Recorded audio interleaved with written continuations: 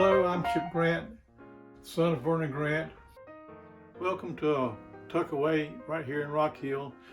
Here we are in Vernon Grant's studio where he created a lot of his artwork that went out throughout the world. We are standing in front of a mantelpiece that he carved as he was in high school as a project. Come, my friends, 'tis not too late to seek a newer world. Tennyson. And this is his home, his apartment in New York, in Greenwich Village, where he created Snap, Crackle, and Pop to begin with. That's the start of his art career, 1932. These are some prints that Vernon Grant did for Kellogg's, where you could send in 50 cents and a box top, and they would be glad to send you a copy of the prints. The blue picture we have here is artwork that Daddy did when he was at the homestead in South Dakota, and he had used up all his crayons and his colors, and the only thing they had left was blue dye, which is women used to use in their washing. And so this is one of his first pictures that we still have a copy of.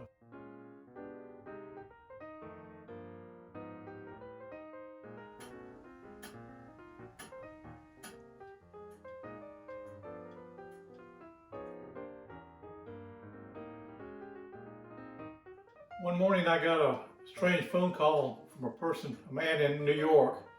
And he says, "Are you Vernon Grant?" I said, "No, that's my father." He says, "Well, I have a story about Vernon Grant." He says, "When I was a little boy, about 10 years old, I wanted to be an artist. And my mother told me that there was an artist who lived right down the street, and that if I would go down there and introduce myself, he might show me some artwork." So he went down to the Grant's house in New York. My mother answered the door, and he said he was just scared to death. And my mother said, "Well, come on in, let me show you around."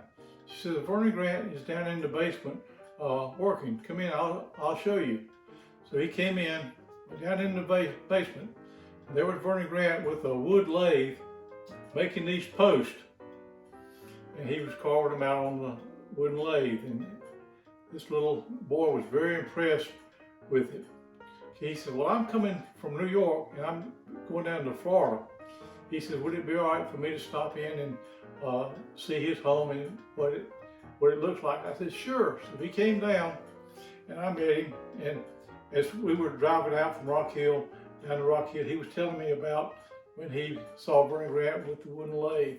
He came in the door and he looked at these posts and he says, "That's the bedpost that Vernon Grant was making on his lathe when I was a little boy in New York." He says, "I never did become an artist." He says, "But I did design jewelry. That's the talent I got from talking to Vernon Grant." When they were building the golf course, they would not allow you out on the golf course unless you had a hard hat on. So here are some hard hats that Vernon Grant painted for the occasion. And the logo is for Pine Tuck.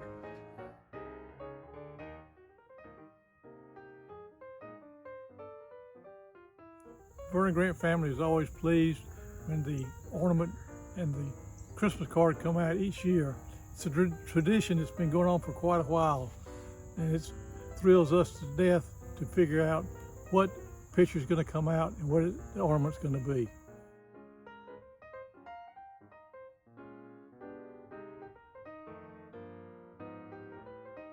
Hi, welcome to the Historical Center of York County on the campus of the McKelvey Center. I'm Jillian Matthews, the Director of Collections. Join me as we go behind the scenes with the Vernon Grant collection.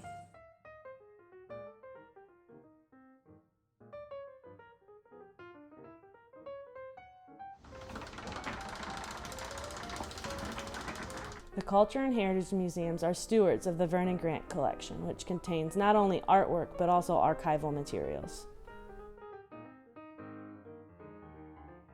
Vernon Grant was born in Coolidge, Nebraska in April 1902 to Oliver and Chloe Grant, joining his older brother Glenn. The Grant family was a very artistic and musically inclined family. Vernon's dad, Oliver, loved to entertain family and friends by playing the fiddle, banjo, or pump organ. Both Vernon and Glenn grew to have a lifelong love for the arts. The Culture and Heritage Museum's permanent art collection has over 2,300 pieces of artwork and related materials by Vernon Grant, making up 80% of the entire art collection. Most of the collection was donated to CHM by two of the artist's children in 2006 after being loaned to CHM since 1984. The collection is in the process of completely being sorted and housed accordingly. Some sorting has already occurred. Large, oversized artwork is hanging on the art screens. Framed artwork is stored in cubbies, and unframed materials are in boxes. Categories that artwork is sorted by are the Santas, other original paintings, magazine covers sorted by publication, come see me, and advertisements, to name a few. Preservation work for the collection done by the department includes biannual cleaning of the storage room, monthly monitoring of environment and pests, and condition reporting every painting or artwork on exhibit before and after.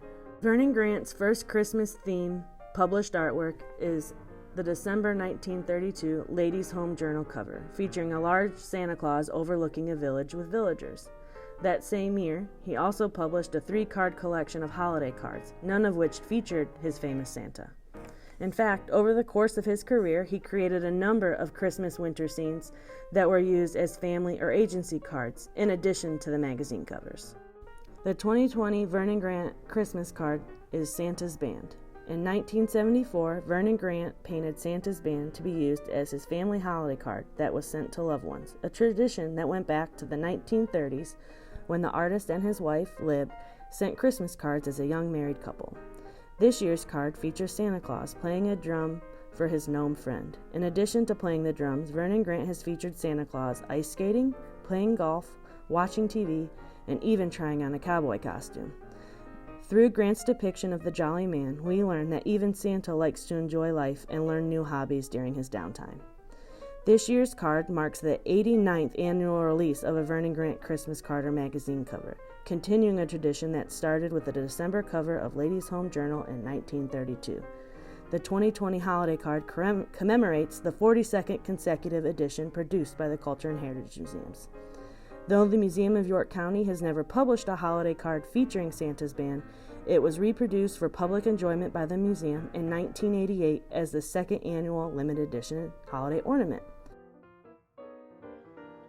Merry Christmas, everyone. I'm David Angel, and for over 20 years, my wife Jan and I, as well as all the family here at Angel Insurance, as well as the wonderful company Nationwide Insurance, have sponsored the Vernon Grant Christmas card, and we're very, very proud to do it again this year for the Museum of York County.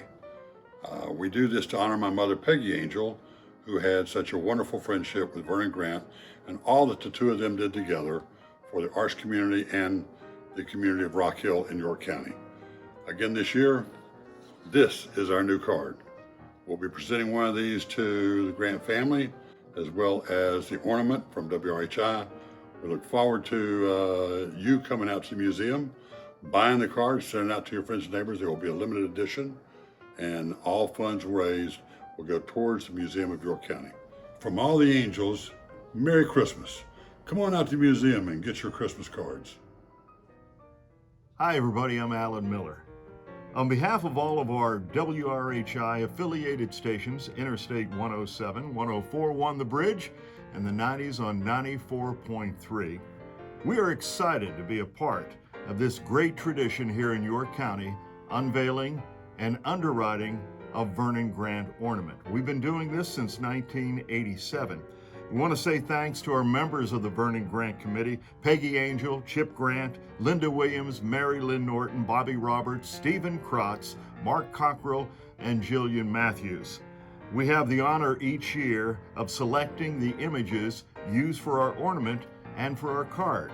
And speaking of the card, we want to say thank you and congratulate our good friends David and Jan Angel and the Angel Insurance Agency for their many years of sponsoring the official Vernon Grant Christmas card.